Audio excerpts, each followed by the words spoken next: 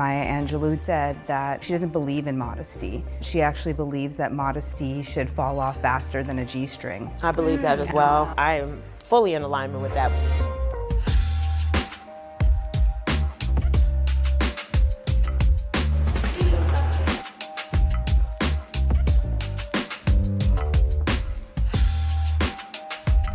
Founders, welcome to the living room. Let's demystify the founder life for a moment. When you hear the word girl boss or founder, what do you think people get wrong about it? It's not all pretty. It's like dedication and a lot of hard work that most really won't do, but they think they will. Losses. You know, the major losses, I feel like, you know, I'm the baby out of the brands here in terms of we're only 4 years old. The way you see brands come up now like they're 5 and 4 years old and we can see the roller coaster ride. But if you're older than 10 years old, right, people weren't putting that story on social media. No one saw that, so they only see their end game and they see the wins and they don't know all the losses they had to take to get there. And I think that's a big misconception with the founder's life and pursuing this as a dream. The guilt. I mean, the time away from your family, those things are really hard. The friendships that, you know, when you're growing a business, your time changes, your energy changes. Like maybe before you want to hang out with your girls, but now you have a few hours, you want to hang out with your pillow.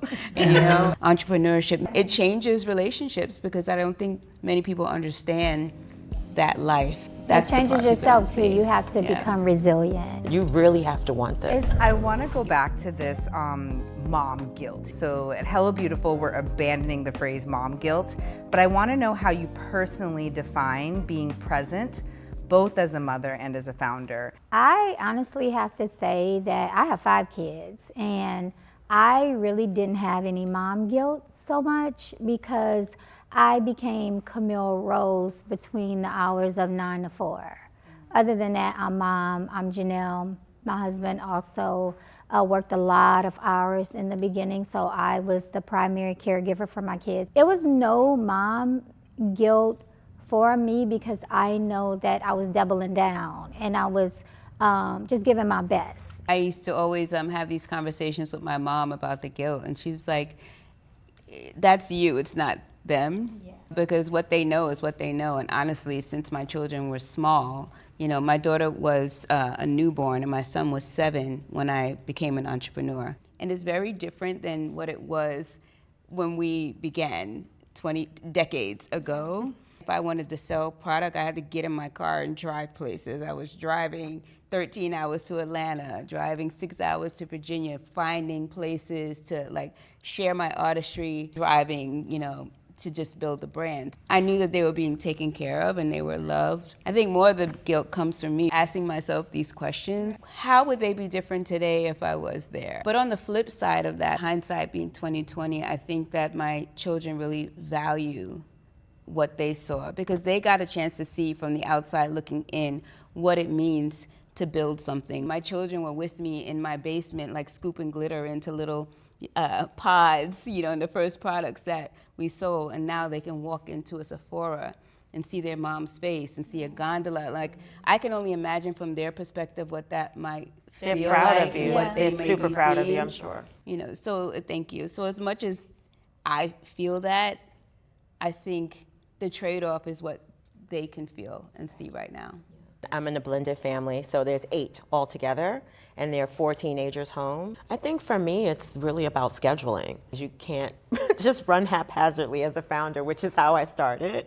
You know, I wasn't used to not having a schedule, so in the beginning, you're like, oh, I'm gonna wake up at this time, I'm gonna do this, and no, that's not gonna work. You have to get like corporate level infrastructure, and it doesn't matter how small you are in terms of making sure I'm managing my time with my family and my kids is all blocked out, integrated into my work week. But like, there's only 24 hours in the day. How are you getting it done? Did you have a nanny? I have my mom, you know, I was blessed. When I first like really started doing celebrities, I did 7 world tours with Alicia Keys. I did 3 world tours with Rihanna. I'm like Danessa, where I would drop, you know, my children to my mom and my mom was watching them. And so mom became mama. Now that I have a husband who is 10 tones down with me, I can, you know, really check out from this business and check in with the family and like really be present with them. So partnership helps a lot with that. And you have to be savvy in this new market too, Yeah, as you a do. founder, because technology is here and we can't Yeah. run from it. And you can't do everything yourself because other brands are using this technology and they also got 5 people working for them. 5 or 500. 500, right?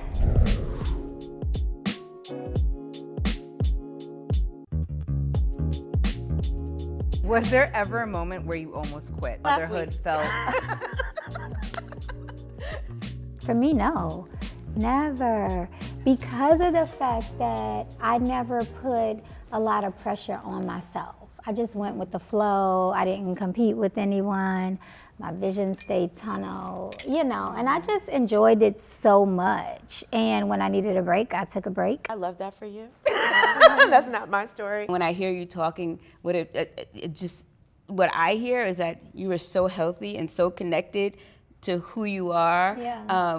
From inception. Yes, From so it inception. I made didn't that. have a choice. Yeah, I and it didn't made have a that choice. journey Yeah, my husband, his hours was crazy, and then I had 5. You had children. 2 babies at one time. That so hurt. I That could hurt not- when you said Yeah. that. Yeah. 2 was a lot for me. I didn't have a choice. I would have lost my mind. I would say, you know, you have ebbs and flows that are really, really tough in this market, you know, being a new brand coming out, you know, and I can't even imagine, like, both of you guys are almost 2 decades deep, right, in terms of being founders. And the level, we always hear about what Black brand founders are dealing with in terms of the financial aspect. And that stuff is really real. Maxing your own credit cards because you're trying to like manage the whole cash flow of things and you're not getting big lending. Those things can really like make you feel like, you know, you're stuck up against a wall. But it's not about quitting because I'm not a quitter. It's more about I'm building this brand for the sacrifice that I gave to this industry, for my family, for legacy. To avoid that feeling, though, is to be okay with growing at the pace that you're growing at. I bootstrapped it. Like, I didn't want anybody's funding. And when I got a little extra money, then of course all the money was put back into my brand. If I couldn't do a little extra and my competitors did, I was okay with that, you know? And I think that was the key for me for longevity, growing at the pace that was comfortable for me. I love how you describe your journey, and I wish I had gotten to that earlier. I do agree 100% with the slow and steady. Like, this is the slowest, most steadiest train you can ever be on.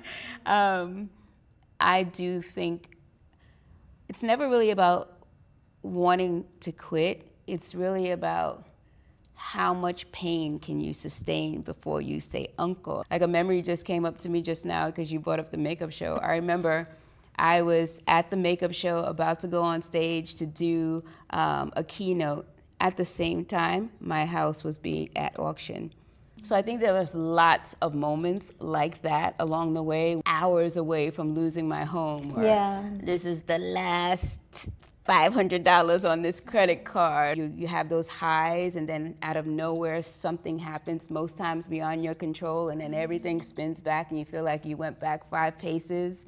But I feel what's really important though is when you really connect to why you're doing it. Yeah. Like in the beginning, it was like, okay, I need to eat and feed children. And that's literally all I was thinking about. But you know, once you can eat and you're feeding your children, then your why expands. And I think it gets to a point where your why becomes so big, it's impossible, like you don't even fathom, you know, turning around. The only direction is this way. But I truly believe your business only grows to the degree that you grow. Brand building or business building is a personal growth journey. And I really applaud you, honestly, because to have that kind of like mental prowess being a founder early on, I'm just gaining that now. My whole motto now is like, if it don't flow, it don't go. But I believe that that's really like what keeps us going, is that we can pull each other to the side. You know, we can help pour into each other and push each other forward, because this isn't a competition. I use Danessa's makeups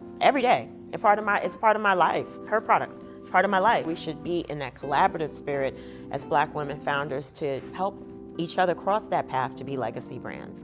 That's how we help each other to get there too.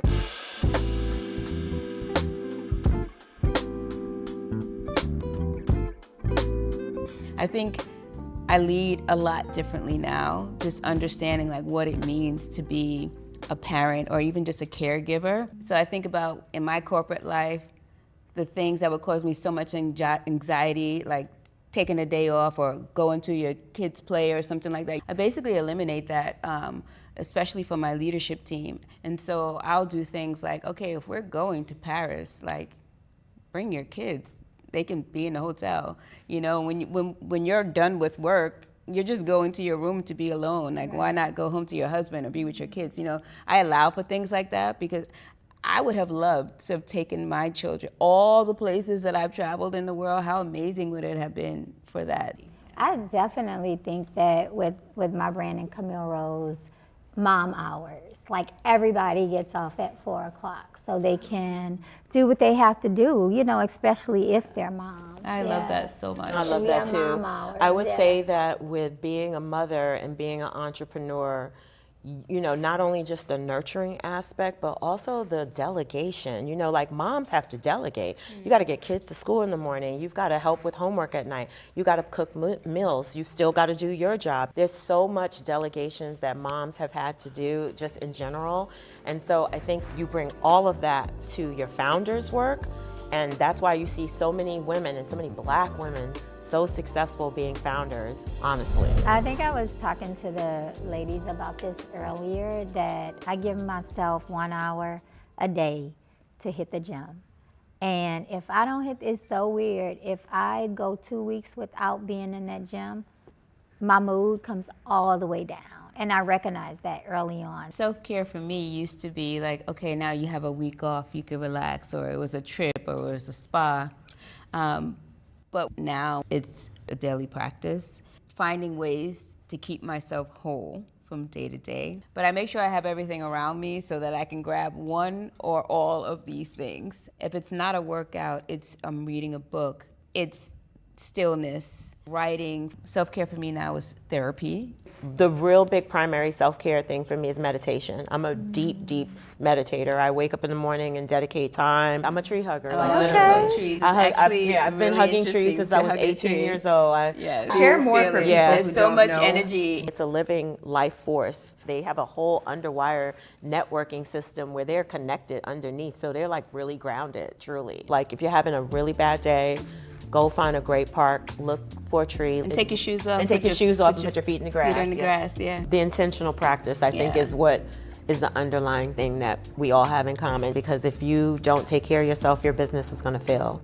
Be careful not to scratch yourself up in the rough tree, but If your kids were watching this conversation 20 years from now, what would you want them to understand about this period of your life? I'm just prayerful that when my kids look back, all they look back on is, you know, mommy she loved us so much, that they see the love through and through on every level. That's what matters to me most. Also that I show them that, you know, dreams are possible, whatever their dreams may be. I would hope that my kids receive and see and know what it takes to build a business. Like you can dream all day, but you gotta wake up and get to work. Grace.